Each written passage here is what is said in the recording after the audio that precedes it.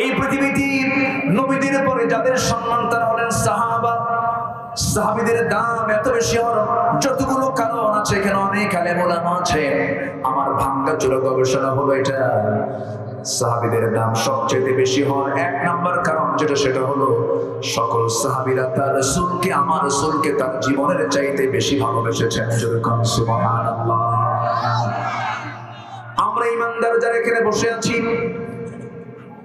আমরা ইমানদার যারা এখানে বসে আছি, বুকে হাত রেখে যদি বলি, ও আব্দুল্লাহ আমির, ও আসলামউদ্দিন, তুমি বলো তো, তোমার বুকে হাত রেখে বলো তো, সত্যি সত্যি তুমি তোমার জীবনের চাইতে রাসূলকে বেশি ভালোবাসতে পেরেছো নাকি?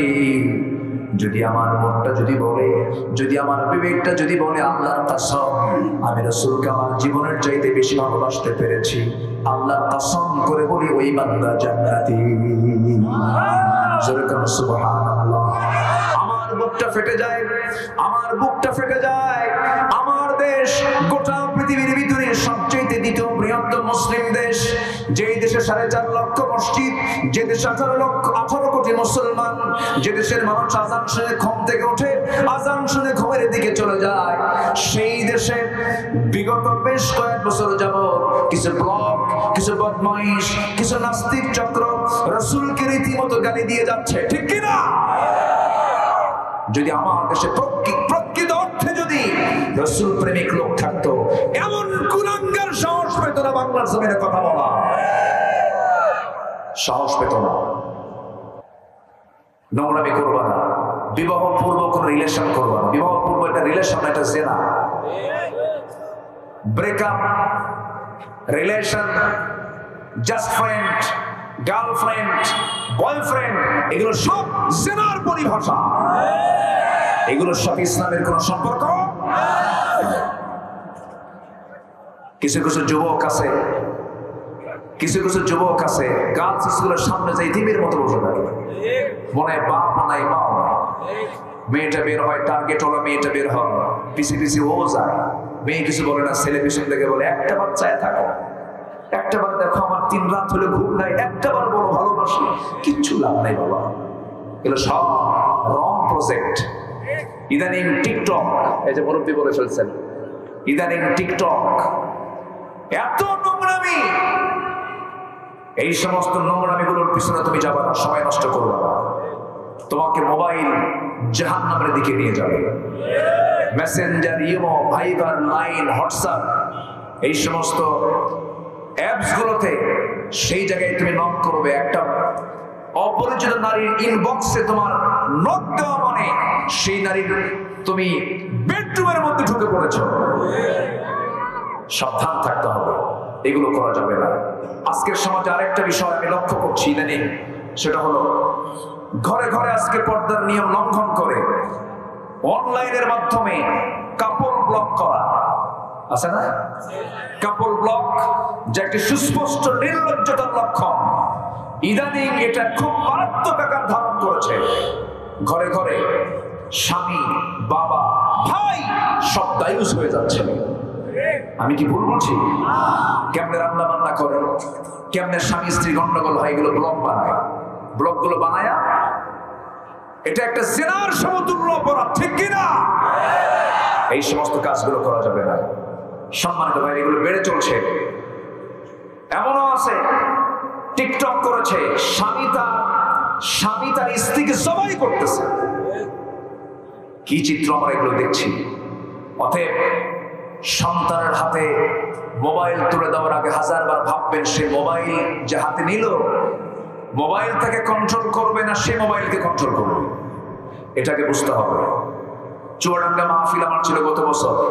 এক মুরব্বী আমাকে রাতে খাওয়ালেন, খাওয়াতে নিয়ে বলতেছে, হুজুর আমার বড় মেয়ের জন্য দোয়া করবেন, বিয়ে দিছি। কোথায়? ঠাকুরগা বিয়ে দিলেন। চুয়াডাঙ্গার মানুষ, এই 200-250 মাইল দূরে। ঘটককে খুঁজো, মোবাইল। ঘটককে মোবাইল কিনে দিচ্ছেন কেন? খুচরো অনলাইনে ক্লাস করে, সায়েন্সের ছাত্রী, ওই যে বায়োলজি, ফিজিক্স, কেমিস্ট্রি অনলাইনে ক্লাস করতে হয়। তো সেই ক্লাস তো করছে ভালো করে, কিন্তু আরেকটা যে সে অনলাইন করছে তা তো জানি না। আমি কি ভুল বলছি এগুলো? আমি কি ভুল বলছি এগুলো? আপনার পরিবারকে আপনার সচেতন রাখতে হবে, সজাগ রাখতে হবে। ডিভাইস দেওয়ার আগে 1000 বার ভাবতে হবে আপনার সন্তান নষ্ট হলো কিনা। যুবকরা, যখন তোমার খুব খারাপ লাগবে, মনে কোনো শান্তি নাই, তুমি একটু একটাবার ট্রাই করে দেখো, তোমার মনটা ছটফট করছে, সুন্দর করে ওযু বানাবা। শেষ রাতের দিকে কেউ নাই, নীরব নিস্তব্ধ পরিবেশ, রাত 3টার দিকে উঠে যাবে, ওযু বানাইয়া নামাজে দাঁড়াবা। এই নামাজের যে তৃপ্তি, এই নামাজের যে মজা তুমি পাবে, পৃথিবীর কোনো কাজেই শান্তি পাবা না, পাবা না, পাবা না। সম্পর্ক করো কার সাথে? আজকে বলবেন না, সম্পর্ক করতে হবে কার সাথে? আল্লাহর সাথে। ও বাবারা, বিশেষ করে যুবকদেরকে বলবো, তুমি একটা বাংলাদেশ, তোমার চরিত্র ধ্বংস করার জন্য প্রতিবেশী দেশ থেকে ইয়াবা পাঠায়, ফেন্সিডিল পাঠায়, যুব সমাজকে ধ্বংস করার জন্য ওগুলোকে তুমি না বলে ফেলবে। তোমার চরিত্র তুমি সুন্দর করবা, তোমার চরিত্রকে সুন্দর করে গড়ে তুলবা, খারাপ কিছু দেখতে যাবা না, খারাপ কিছু চিন্তা করতে যাবা না। 5 ওয়াক্ত নামাজ পড়বে, দ্বীনি বিষয়গুলো জানার চেষ্টা করবে, কোরআন সুন্নাহগুলো মানার চেষ্টা করবে। তুমি কি জানো আল্লাহ তোমাকে অফার দিয়ে বলছেন, ও যুবক, তোমার যৌবনকাল যদি ইবাদতে কাটায় দাও, আমি আল্লাহ তাআলা তোমাকে আমার আশাজের সাইড আমি তোমাকে জায়গা দিয়ে দেব। জোরে কর সুবহানাল্লাহ। আমার বন্ধুগণ, 4টা কাজ আমরা শিখে যাব। একটা কেবল আমার আলোচনা চলতেছে, 1 নাম্বার হলো ঈমান যারা আনবে, ঈমানের গুণ যারা অর্জন করবে। নাম্বার 2 হলো ওয়াল্লাযীনা আমানু ওয়া হাজারু ওয়া জাহাদু ফি সাবিলিল্লাহ ওয়াল্লাযীনা আমানু ওয়া নাসারু উলাইকা হুমুল মুমিনুনা হাক্কান লাহুম মাগফিরাতুন ওয়া রিজকুন কারীম। জোরে বলুন আল্লাহু আকবার। নাম্বার 2 হলো যারা হিজরত করবে। হিজরতের 2টা ব্যাখ্যা। এই আয়াতের মূল ব্যাখ্যা যেটা, সেটা হলো ঈমান যারা এনেছে, যারা হিজরত করেছে।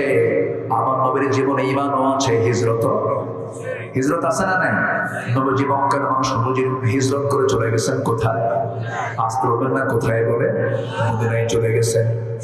দেশ ছেড়েছেন, সাহাবে কেরাম দেশ ছেড়েছেন। কোন সাহাবী নবী যখন বলে ফেলেছেন মক্কায় থাকার কোনো পরিবেশ নাই, হাজার হাজার কোটি টাকার মালিক ওসমান জিন্নুরাইন রাদিয়াল্লাহু তাআলা আনহু, আব্দুর রহমান ইবনে আউফ ৭,০০০ কোটি টাকার মালিক, বড় বড় ব্যবসা ছিল। রাসূল যখন বললেন, ও সাহাবীরা, আমার আর মক্কায় থাকা হবে না, মদিনার দিকে আমি রওনা দিচ্ছি, হাজার হাজার কোটি টাকার মালিকরা সব ব্যবসা বাণিজ্য, বউ সন্তানগুলো ছেড়ে বলছে, হুজুর আপনি যে পথে আমরাও সেই পথে। জোরে কান সুবহানাল্লাহ। আমার নবীর সঙ্গে তারা হিজরত করলেন, নবীজি মদিনায় পাড়ি জমালেন। আমার বন্ধুগণ, এই পৃথিবীতে নবীদের পরে যাদের সম্মান তারা হলেন সাহাবা। সাহাবীদের দাম এত বেশি হওয়ার যতগুলো কারণ আছে, এখানে অনেক আলেম ওলামা আছে। আমার ভাঙ্গা চূড়া গবেষণা হলো এটা, সাহাবীদের দাম সবচেয়ে বেশি হওয়ার 1 নাম্বার কারণ যেটা, সেটা হলো সকল সাহাবীরা তার রাসূলকে, আমার রাসূলকে তার জীবনের চাইতে বেশি ভালোবেসেছেন। যেরকম সুবহানাল্লাহ। আমরা ঈমানদার যারা এখানে বসে আছি, আমরা ঈমানদার যারা এখানে বসে আছি, বুকে হাত রেখে যদি বলি, ও আব্দুল্লাহ আমিন, ও আসলামউদ্দিন, তুমি বলো তো, তোমার বুকে হাত রেখে বলো তো, সত্যি সত্যি তুমি তোমার জীবনের চাইতে রাসূলকে বেশি ভালোবাসতে পেরেছো নাকি? যদি আমার মনটা যদি বলে, যদি আমার বিবেকটা যদি বলে, আল্লাহর কসম আমি রাসূলকে আমার জীবনের চাইতে বেশি ভালোবাসতে পেরেছি, আল্লাহর কসম করে বলি ওই বান্দা জান্নাতি। সুবহানাল্লাহ। আমার বুকটা ফেটে যায়, আমার বুকটা ফেটে যায়। আমার দেশ গোটা পৃথিবীর ভিতরে সবচেয়ে দ্বিতীয় বৃহত্তম মুসলিম দেশ, যেই দেশে 4.5 লক্ষ মসজিদ, যে দেশে 18 কোটি মুসলমান, যে দেশের মানুষ আজান শুনে ঘুম থেকে ওঠে, আজান শুনে ঘুমের দিকে চলে যায়, সেই দেশে বিগত বেশ কয়েক বছর যাবত কিছু ব্লক, কিছু বদমাইশ, কিছু নাস্তিক চক্র রাসূলকে রীতিমতো গালি দিয়ে যাচ্ছে, ঠিক কিনা? যদি আমার দেশে প্রকৃত অর্থে যদি রাসূল প্রেমিক লোক থাকতো, এমন কুলাঙ্গার সাহস পেত না বাংলার জমিনে কথা বলা, সাহস পেত না। সাইয়েদনা ওমর ফারুকের সামনে এক মুনাফিক এসে বলল, নবীর কাছে বিচার চাইলাম, নবীজি ইহুদির পক্ষে রায় দিছে। কার পক্ষে? আচ্ছা, বিচারের রায় কি ইহুদি আর মুসলমান দেখা যাবে না হক বাতিল দেখতে হবে? তো অতএব রাসূল ইহুদির পক্ষে রায় দিল, ওমর বিচার পছন্দ হয়নি, তুমি বিচার করো। রাসূল বলেন, রাসূল ওমর ফারুক বলেন, তুমি রাসূলের বিচার পছন্দ হয়নি তোমার কাছে? না, আচ্ছা বর্ষ আমি বিচার করে দিচ্ছি। ভিতরে চলে গেল। ভিতরে যাওয়ার পর তিনি কি আনলেন? কি আনলেন? এখানে কি বিচারের কোনো দরকার আছে না? রাসূলের বিচার যারা পছন্দ হয় না তার বিচার কি করবেন আপনি? রাসূলকে যে গালি দেয় তার আবার বিচার কিসের? ঠিক কি না? সাইয়েদনা ওমর ফারুক কি করলেন? তরবারি শুধু বাইরে এনে কোনো সুযোগই দিলেন না, কথা বলতেও দিলেন না, গর্দান থেকে মস্তকটা সরায় দিলেন।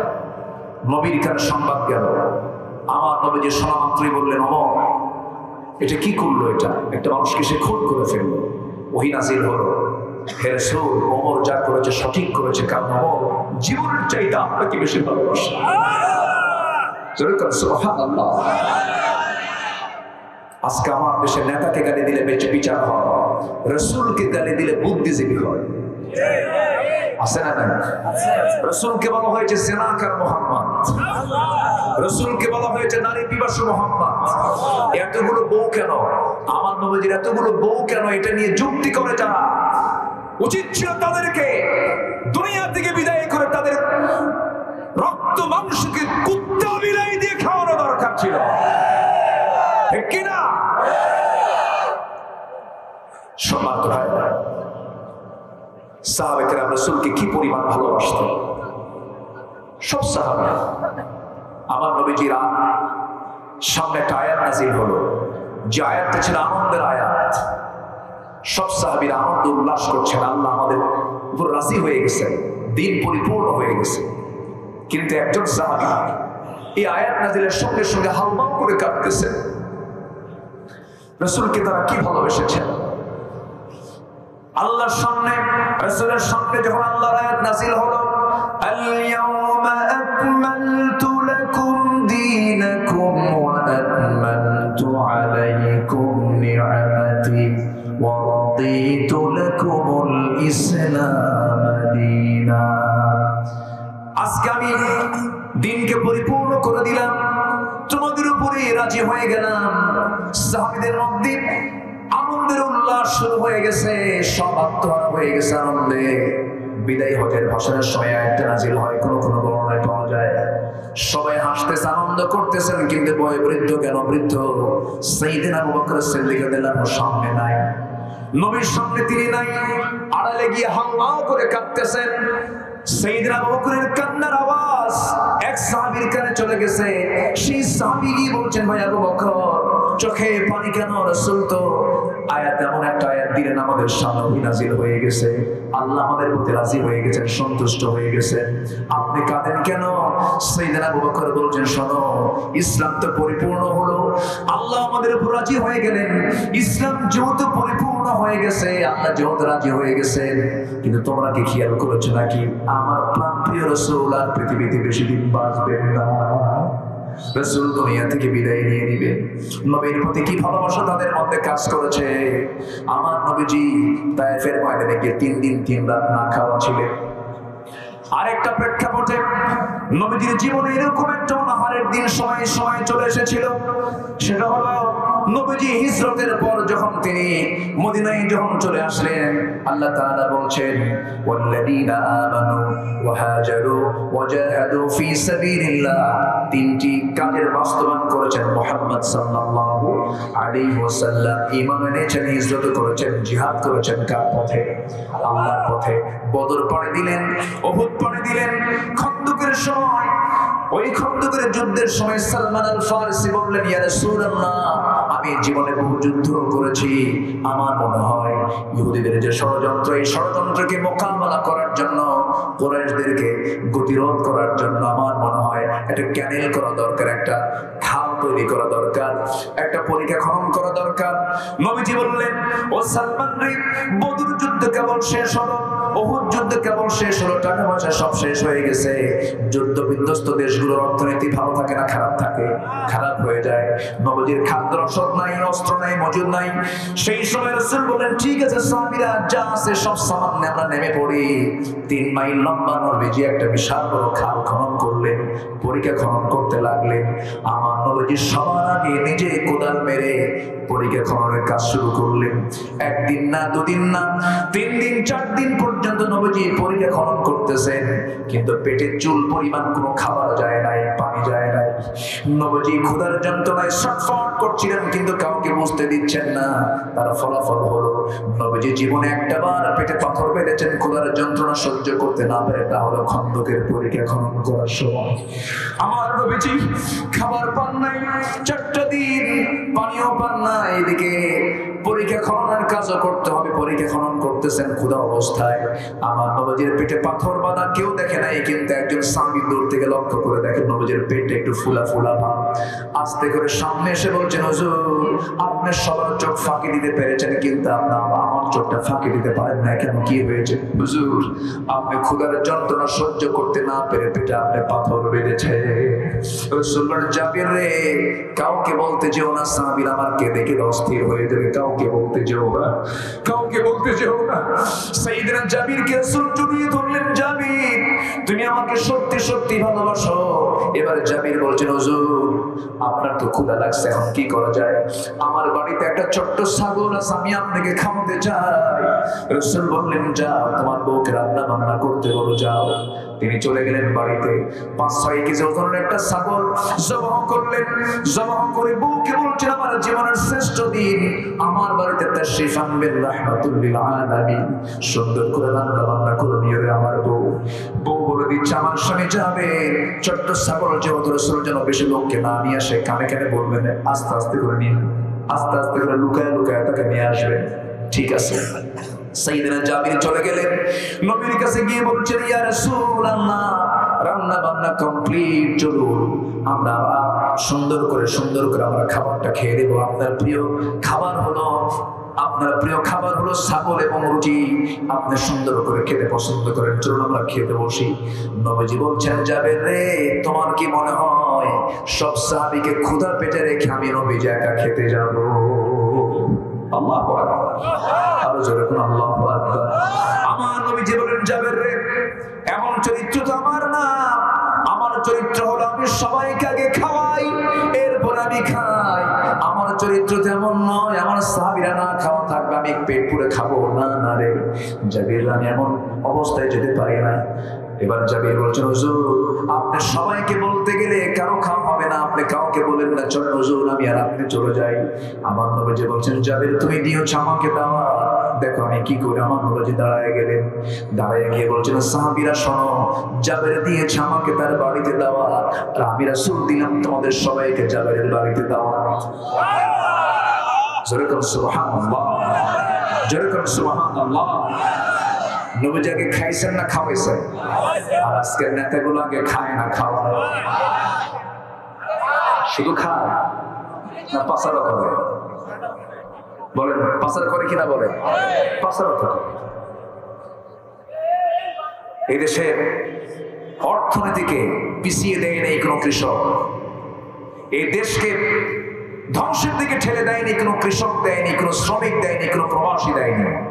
সবাই অশিক্ষিত দেশকে আগায় দিয়েছে, দেশকে পিছায় দিয়েছে কারা? যারা শিক্ষিত নামের কলঙ্ক কলমের খোঁজা দিয়া, যারা সমাজের জনগণের টাকাগুলো লোপাট করে দেশ থেকে পাচার করেছে। ঠিক কি না? আমার নবীজি বললেন, জাবের আমি এমনটা করবো না, আমি যাবো না একা। সবাইকে দিলেন দাওয়াত। জাবের জিব্বায় কামড় মেরে বলে, হুজুর কাম তো সাত, আমার এই ছোট্ট ছাগল আমি সবাইকে খাওয়াবো কেমন? আলোচনা শুনবেন? আগ্রহ আছে? ওই দিকে কিন্তু একটা আলোচনা বাদ পড়ে গেছে, আপনাদের মনে আছে কিনা জানি না। কি বলেন? হ্যাঁ, ও মনে রাখছেন আপনারা?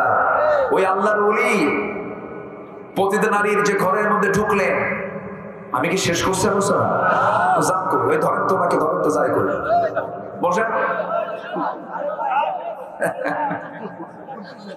জি অনেক সুন্দর আপনারা, জি বলি আলহামদুলিল্লাহ। ও 12টা বেজে গেছে, হ্যাঁ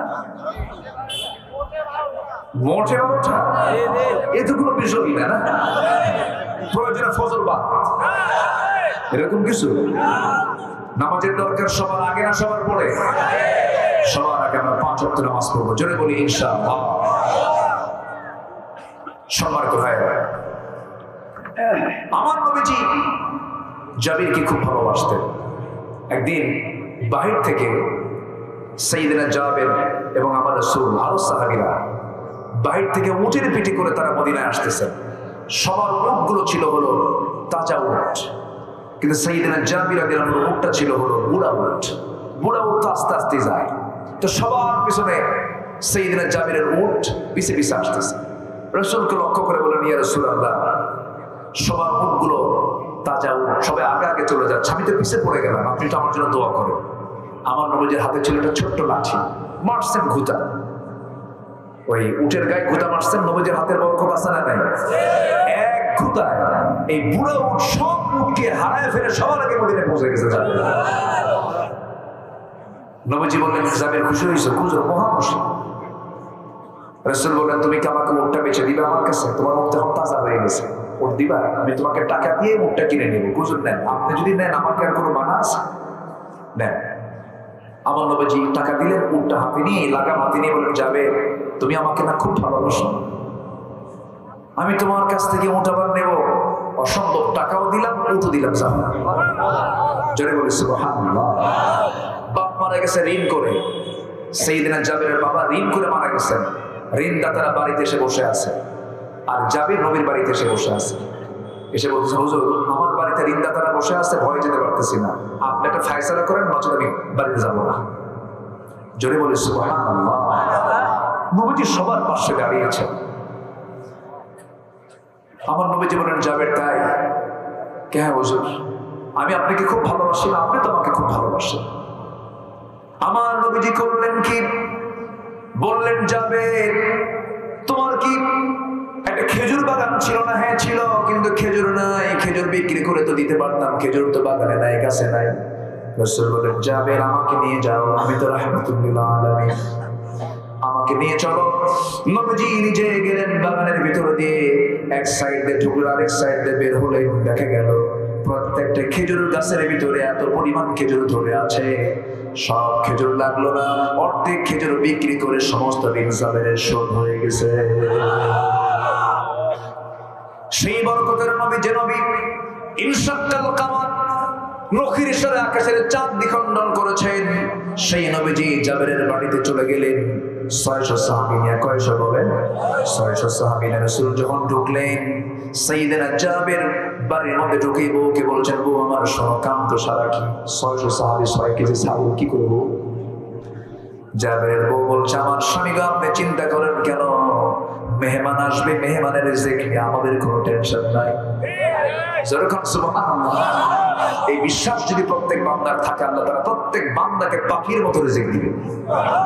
আচ্ছা বাবুই পাখির কি কোনো খাদ্য গুদাম আছে? বলো তো, পৃথিবীতে কোনো প্রাণীর কি খাদ্য গুদাম আছে? খাদ্য গুদাম কার আছে? হ্যাঁ, মানুষের। তো মানুষের খাদ্য গুদাম থাকার পরও সবচেয়ে খাদ্যের সংকট কাদের বেশি? মানুষের। কোন প্রাণীর খাদ্য গুদাম আছে? জলভাগের ভিতরে একটা বড় প্রাণী আছে, তিমি মাছ। তিমি মাছের হাড়ের ওজন, হাড়ের ওজন হলো 600 কেজি। কয় কেজি? 600 কেজির হাড়ের ওজন। প্রতি মিনিটে হৃদস্পন্দন হয়, হার্ট বিট হয় প্রতি মিনিটে 8 থেকে 10 বার। যা ওই হার্ট বিটের যে আওয়াজ, এই আওয়াজটা 3 মাইল দূর থেকে শোনা যায়। প্রতিদিন নীল তিমি তার বাচ্চাকে খাওয়ায় 50 থেকে 60 মণ দুধ। কেউ তো সুবহানাল্লাহ বলবে। কে খাওয়ান? আস্তে বলবেন না, কে খাওয়ান? আচ্ছা, বাবুই পাখির লাইফ স্টাইল উন্নত না আমাদের লাইফ স্টাইল উন্নত? বলেন তো। আমার কাছে মনে হয় বাবুই পাখি। আচ্ছা, আমরা ধরেন এখন ঢাকা যাব, বিমান পথে যেতে হলে আমাকে কি করতে হবে? Go to airport. যশোরে যে ইমিগ্রেশন ক্রস করতে হবে, দুনিয়ার এইগুলো লাগাও, ওগুলো লাগাও, দুনিয়ার সিল সাপোর্ট লাগাতে লাগাতে বহু সময়, কত প্ল্যান করতে হয়। আমাদের স্থলভাগেও চড়তে হয়, জলভাগে উঠতে পারে, নৌকায় চড়তে হয়, গাড়িতে চড়তে হয়, এরপর হয়তো মাঝে মাঝে বিমানে চড়ি। কিন্তু বাবুই পাখি 24 ঘন্টায় ওর সফর কি স্থলভাগে, পানিতে না বাইয়ারে চলে? কিসে বলেন? ও কি বাতাসে চলে না স্থলভাগে চলে? বাতাসে চলে। ছোট্ট বাবুই পাখি, তার সুন্দর বাসা, সিডর, আইলা, ফনি, নার্গিস, হারিকেন, বুলবুল, কত ঝড় আসলো, আমফান, সব ঝড়ে আমার আপনার বাড়ি শেষ। তাল গাছও ঠিক আছে, বাবুই পাখির বাসাও ঠিক আছে। সুবহানাল্লাহ বলবেন না? আর সে বাসাগুলো কি কত ডিজাইন করা বাসা! পৃথিবীর সমস্ত আর্কিটেকচারকে আপনি এক জায়গায় করেন, সিভিল ইঞ্জিনিয়ারকে এক জায়গায় করেন, একটা বাবুই পাখির বাসা বানাতে পারবে না। সুবহানাল্লাহ বলবেন না? কি তার মানে এত সুন্দর, তার নিপুণ কারুকার্য, এত সুন্দর তার সৃষ্টি, এত সুন্দর তার নিপুণতা, যাকে নকল করার কোনো ক্ষমতা পৃথিবীর মানুষের নাই। আল্লাহু আকবার বলেন। তাল গাছে বাসা বাঁধে, কি সুন্দর তার বাসা। ওর মধ্যে আবার বেডরুম আছে, কমন রুম আছে, ড্রয়িং রুম আছে, পাশে আবার বাইরে কলিং বেলও আছে। যখন কোনো বন্ধু আসে, কলিং বেল চাপ দিয়ে সালাম কালাম দিয়ে ঠোঁটের সঙ্গে ঠোঁট মিলায় নিয়ে বসার পরে, প্রিয় বন্ধু সব সেটা বসে, ভিতরে যাইও না, আমার বউ শুয়ে আছে। আল্লাহু আকবার বলবেন না? এই বাবুই পাখি যখন সকাল হয়ে যায়, ঘর থেকে যখন বের হয়, তার কি কোনো ইমিগ্রেশন ক্রস করা লাগে? কোন ইমিগ্রেশন লাগে? কোন তেল পানি লাগে? কিচ্ছু লাগে না। শুধু বিমানটা শুধু চালু করে, মাথার মধ্যে একটা ব্রেন আছে, মোটর দানার মতো ওজন, মোটর দানা, ছোট্ট একটা মোটর দানার মধ্যে বিমান সিস্টেম আছে। যখন তার প্রয়োজন হচ্ছে কোন রিজিক সন্ধান করতে যাওয়া, সেগুলো রোড টোড ইউজ করে না, স্থলভাগ ইউজ করে না, সে আকাশ পথে সব রিজিক গুলো নিয়ে খাওয়া দাওয়া করে বাসায় ফিরে আসে। যেরকম সুবহানাল্লাহ। তার কোনো এয়ারপোর্টও লাগে না, তার এয়ারপোর্ট বাড়ির সামনে। জোরে বলবেন না সুবহানাল্লাহ? আরো জোরে বলেন সুবহানাল্লাহ। কে খাওয়াচ্ছেন? কে চালাচ্ছেন? পাখির কি রিজিকের কোনো অভাব আছে? ও কি না খেয়ে থাকে? না খেয়ে থাকে না। মানুষের না খেয়ে থাকতো না যদি মানুষের কোনো খাদ্যের সংকট নাই। মানুষের সংকট হলো বন্টনের সংকট, ঠিক কিনা? বন্টনের সংকট যদি না থাকতো, তাহলে বান্দারও কোনো খাদ্যের সংকট থাকতো না।